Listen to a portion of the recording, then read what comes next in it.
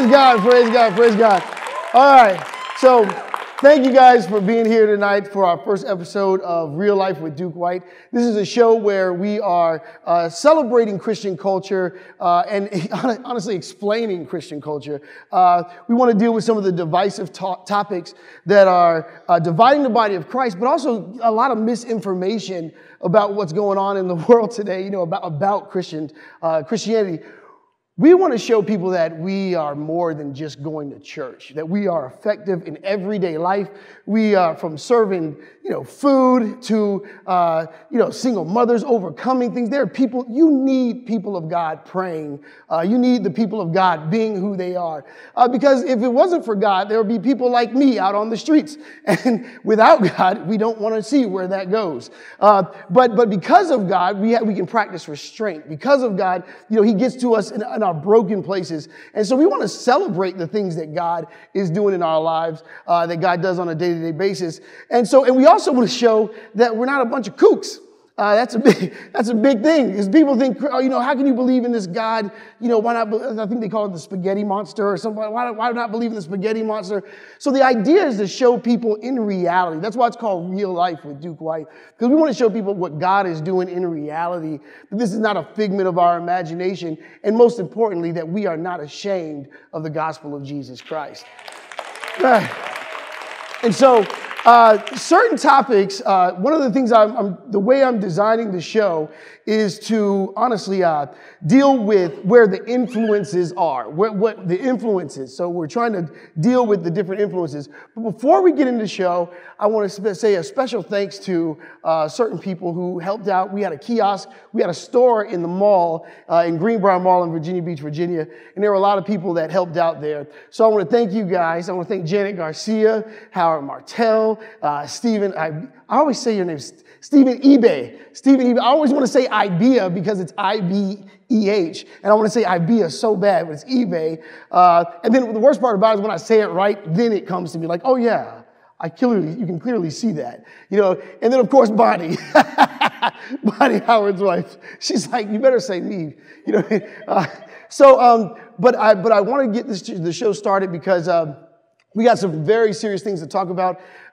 One of the things that we're going to talk about today is the music industry, but not in the secular sense. We have two topics for each show. There's an entertainment, kind of like a social topic, and then there's what we call the hard topic. And so this social topic that we're talking about is just entertainment, music, the music industry, but not from the secular side. Like I said, we're talking about celebrating Christian culture. We want to get on the inside of the music industry. So we have international guests, international recording artist, Earl Bynum here with us. Give it up for Earl Bynum. He's here with us. Thank you so much for being here. So this brother is an amazing man of God. He's done things that he's set the path for a lot of people. And so one of the issues that we've got to learn how to do, one of the things that I found is a big mistake is sometimes we'll want people to come who we love to worship. We want them to come and worship with us, but we don't get to learn about them. And so this is, I wanted to take an opportunity, instead of saying, hey, can you come up here and sing and worship with them? Like, hey, man, it's time for people to know who you are. And he actually decided I'll come. And he actually has his son and his grandson with him. So you guys come on up. Let's do this thing. Let's get this show started. So this is going to be an amazing show. He also has a new album coming out. Or it's already out. It's already out. All right, so let's get this thing started. One of the things that we're going to do when we talk about this, we're giving the viewers, you out there in TV land, we want to give you, if you are a gospel artist, we want to give you some insight on what to do, the do's and don'ts. But first, we're going to get to know Earl Bynum. All right, what's going on, man? Hello. Thank you so much for being here. Thank you, brother, for being here. Oh, by the way, if you're wondering about the stick, it's none of your business. All right, so there's that. So let's start with this new album. Yes. When you're writing your music, right?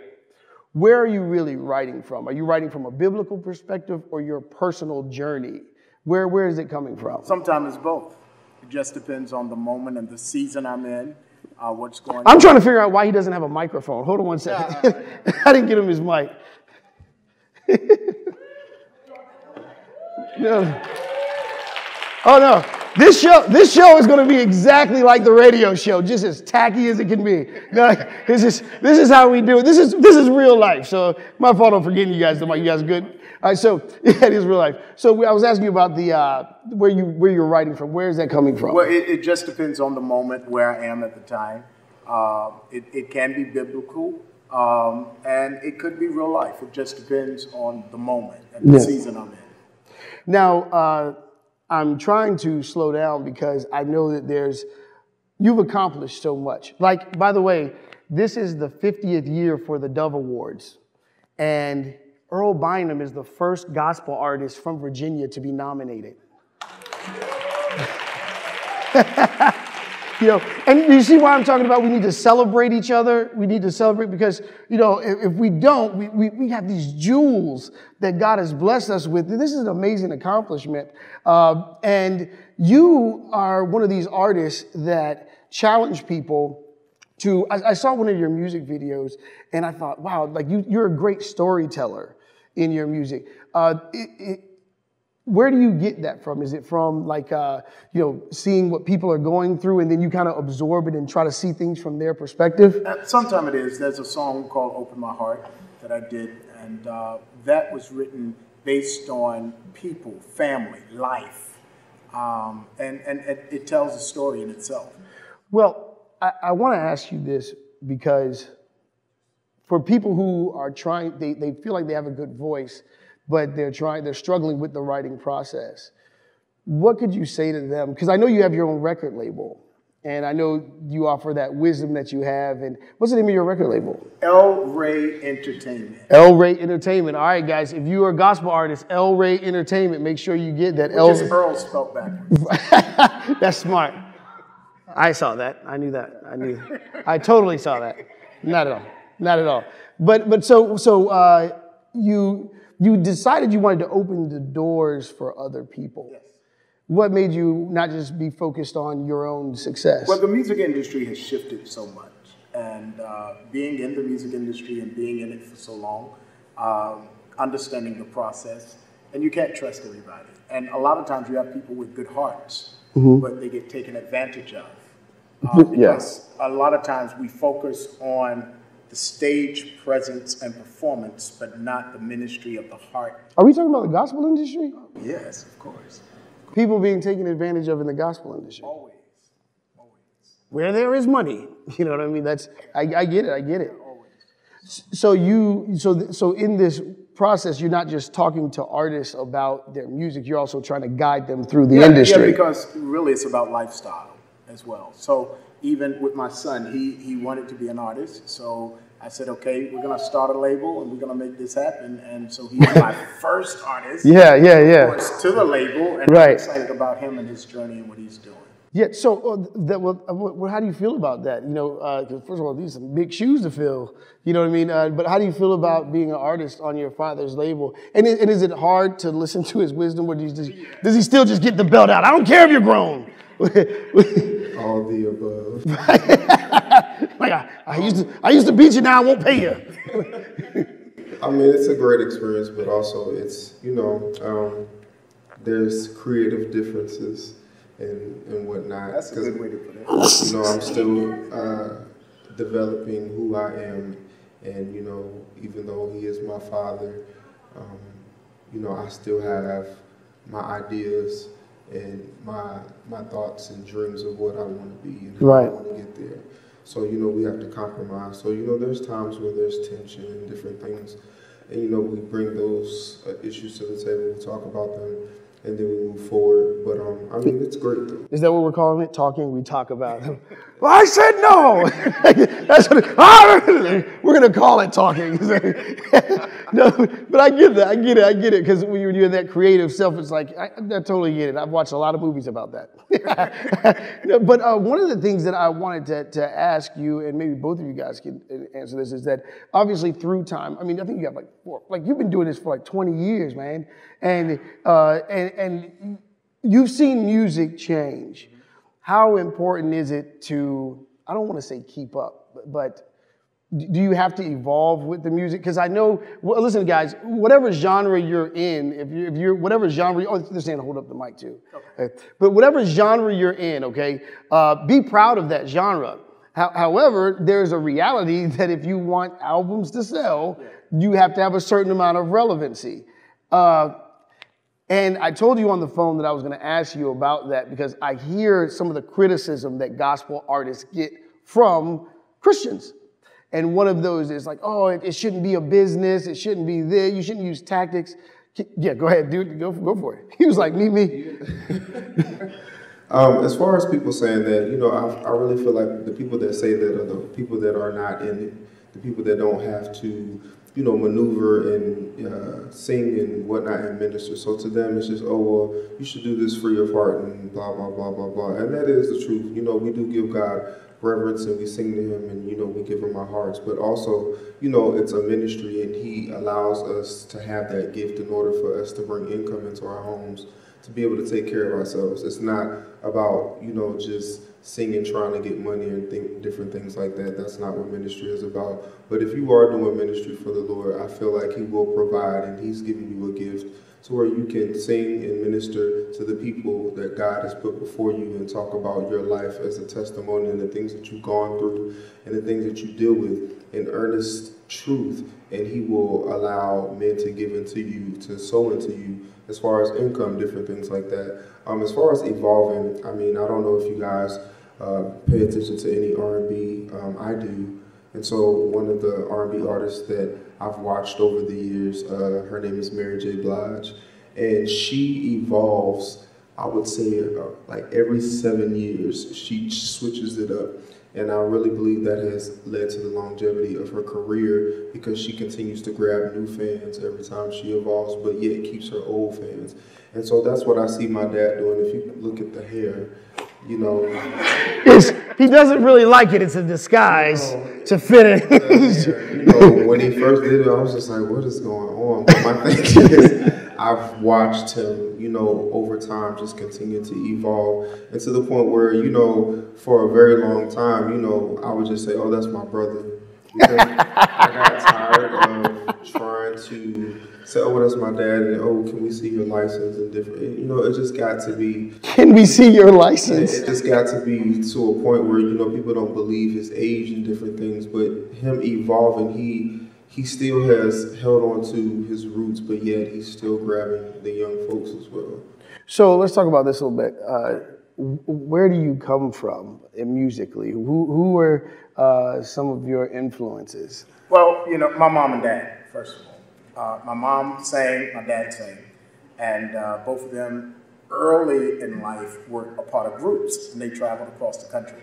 So I traveled with my mom some weekends, my dad some weekends, and it just depends. So that started it all. And then watching those in gospel music and Christian music, from the likes of the Amy Grants to the James Clevelands. It was like, wow, So, and I had the opportunity to get both sides. Gospel and Christian. So that was really the key for me. And then the Hawkins, with Edwin Hawkins with old And, the late Thomas Whitfield, some may not know him, but such a great writer. So that was my influence. Yeah. Do you believe that in this particular generation that we kind of just go forward and not look back? Because I sometimes I can't believe that I'm in a place where like I'm old enough to say, in my day, I never thought that was coming. But I remember there in my day, in my younger years, I remember listening to the music of my parents and appreciating where they came from. And it seems like in this generation, it's kind of like, let's just focus on where we're going. How important do you think it is for the next generation to appreciate the foundation and music where we come from? I think it's very important. The reality is that it doesn't happen as often or as much as it should. The millennials, and I didn't want to say that. Can be considered a millennial, I'm right there on the line or whatnot. They have a different mindset. And so, it's kind of disappointing because it's all about, what's now. And the thing is, you didn't get to where you were, you know, just by now, there's people that have paved the way, whether it be music, civil rights, whatever it may be, for you to be able to do the things and have the freedoms and the liberties that you have. And so I see a lot of millennials that don't tend to reach back. I happen to have, or just to know what was back there, I happened to have a conversation with some coworkers, and there were a young set of coworkers, and so they were talking about singers, R&B singers. And so, you know, they were talking about R&B singers and rappers, and they were talking about who was famous to them and different things, and, you know, who was sold the most and blah, blah, blah. And so another coworker brought up Toni Braxton. And so one of the younger millennials was like, well, the only reason why we know her is because of Braxton Family Values, which is a TV show. Well, yeah. So it goes to show you the immaturity and the ignorance, whether it's, you know, conscious or unconscious, that, you know, certain people have, you know, to say that, I'm not trying to make this about Toni Braxton, but just this not know your history about who she is and what she's done, just different things like that. And we deal with a lot of that. Well, I deal with a lot of that. Well, you know, you brought up the R&B community. Do you think, like, how do you feel about Christian musicians getting influences from the secular world, or is it just music is music? I think. Yes. Fight! This is good ratings. Let's go. No, I'm kidding. I think music is music. Yeah. It depends on the type of music you listen to. But music influences people. So I think as a creative person, you ought to listen to everything and then hear the heart of God from what you've heard. Right. And then create something that is wonderful and lovely to his ears. Yeah, you've actually influenced a lot of people in different ways that you don't even know. Actually, we have somebody here that wants to say something to you. They've been waiting a long time to say something to you about what you've done in their life for them. This is Pastor Moses David. And I wanted to bring him up first because he has influenced so many people. Go ahead, scoot down for a minute. And he actually wants to say something to you. So I thought this would be a great opportunity. Absolutely. Yes, sir. I don't know if you remember, it was years ago. It was at Zion Baptist Church in Hampton, 1992. And you were directing Ebony Impact. Yes. For those who don't know Ebony Impact, that's Old Dominion University's choir. Yeah. And at this time, I believe I was like 16 or 17 years old, and somewhere around there. And it was a long time ago. Yes, very long. But however, I remember showing up to that. That was actually my church, my parents' church. Okay. So I would attend there at this time in my life. You know, being made to attend. You know, back then, you didn't have a choice to go to church. If your parents was going, you was going too. Them days they've changed now, but I remember attending there regularly, and that night there was something that they were having for the youth. And my girlfriend at the time knew about this. I didn't even know that they were having it. Wow. So she told me, I think we should go. And I was like, all right, let's go check it out and see what they're doing. And I'll never forget that night. We were sitting in the back, and just being honest, we were back there fussing and arguing, mad, just being teenagers. And church people. That's what we do. In the back, just heated conversation to the point at times some of the elders was turning around, and I remember just being very, very angry. I was at a time in my life, man, where a lot was going on.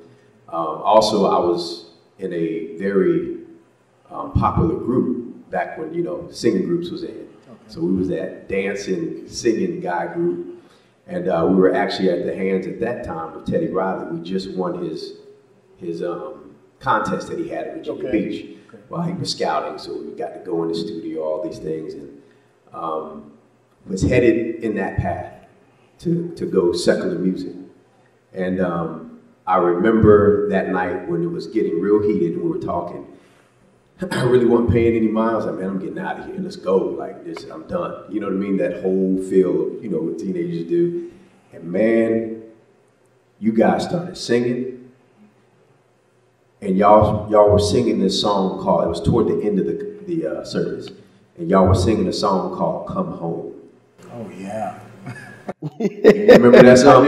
Yeah, I remember it vividly. Because I remember while you guys were singing, it started piercing my heart. But it was funny because I was getting even more angry. Because of what I was feeling, and I didn't want to feel that. I wanted to stay mad. Right.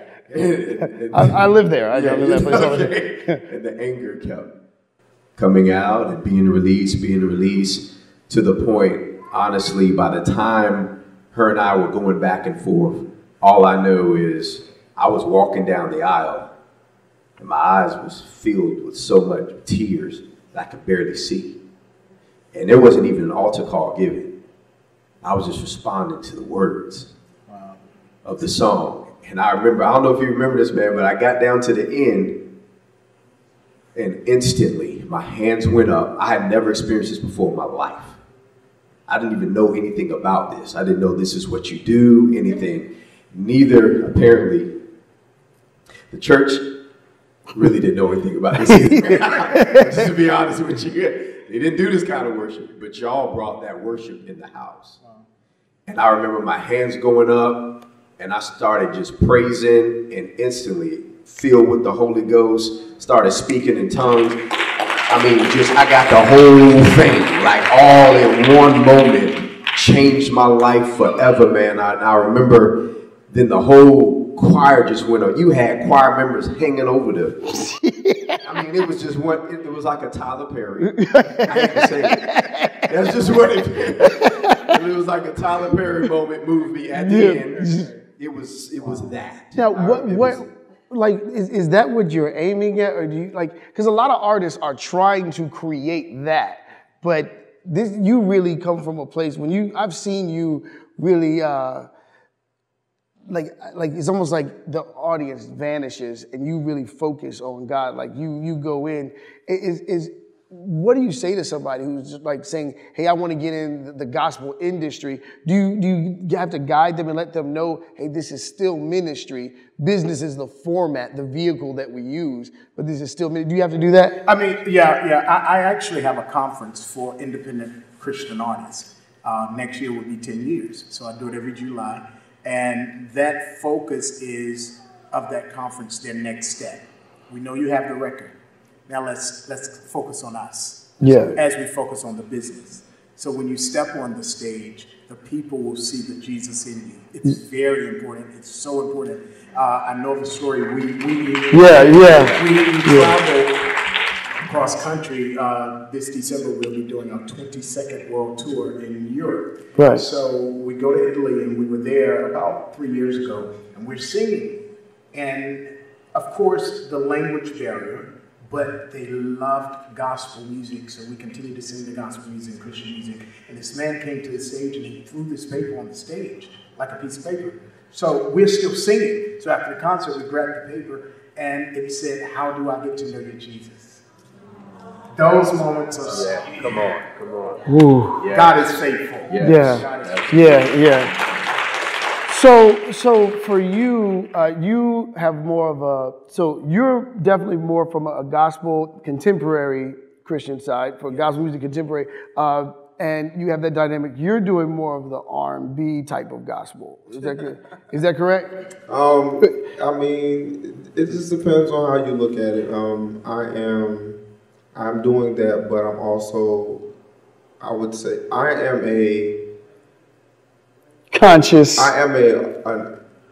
by gift, I'm an R&B singer that does gospel, that sings CCM. Gotcha. No, I get it. I don't know why I get it, but I totally get it. No, because there's so many layers. And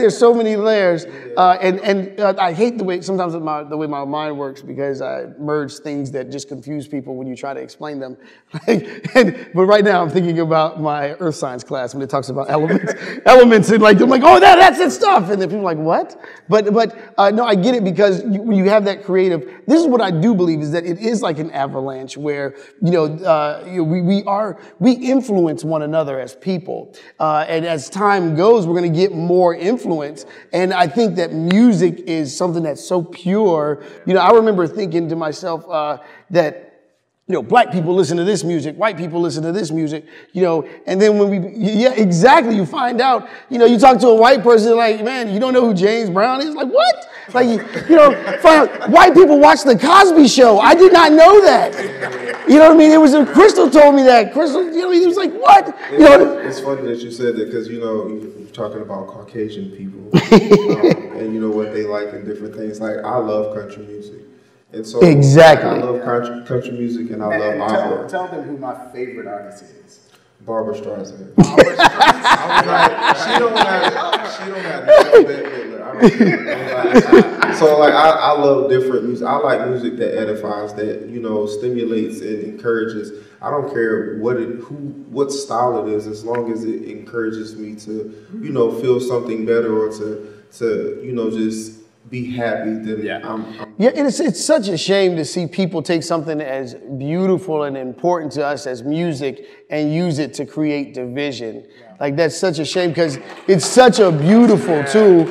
And I'm also not just talking about racial, I'm also saying ageism too. Because we were having a conversation about how our parents like to say, your music's not real music. And then, you know, we listen to good love music. And then you go listen to some Marvin Gaye and find out, hey, yeah. I say that to some of the coworkers now, you know, the young ones. I'm like, I just don't understand. Like, it's not, to me, it's not music. They're not even singing. They're just talking, and it's just like a beat. Hello, everybody, and you're watching Real Life with Duke White on ComingSoonJesus.org. And we wanted to tell you about the Artist of the Month. The Artist of the Month is Bread of Stone. It's a wonderful Christian rock group. You got to support them. They have wonderful material that you can support if you want to help them out. You know, when you support them, you're helping them do wonderful things across the country, actually across the globe, to be totally honest with you. So make sure you support Bread of Stone. Go to breadofstone.com. Have them come to your church or your gospel event or whatever you guys are doing. You want Bread of Stone there. These guys are amazing. See you soon. The coast is clear. There was only shadows here. Face the time. You know you gotta cast aside everything that's weighing you down. All right, I hope you enjoyed that. Make sure you continue to send your support. Make sure you continue to get the Coming Soon Jesus shirt. Buy it for your grandma, buy it for your friend. Help us share the gospel. We want to make sure that everyone in every state has the Coming Soon Jesus shirt. Every week, if you have a Bible, you need to have the Coming Soon Jesus shirt. We want every believer to have a shirt. Tune into our radio show on currentfm.com. currentfm.com, and we are so excited about the Duke Real Life with Duke White show that is going to be airing every week, and we hope that you tune in every week, support us, and be blessed. Yeah, be blessed. With what you see. We love you guys. Make sure you check us out. If you want to keep up with us, what's going on constantly, just go to the Coming Soon Jesus t-shirts page on Facebook. See you guys soon. We love you.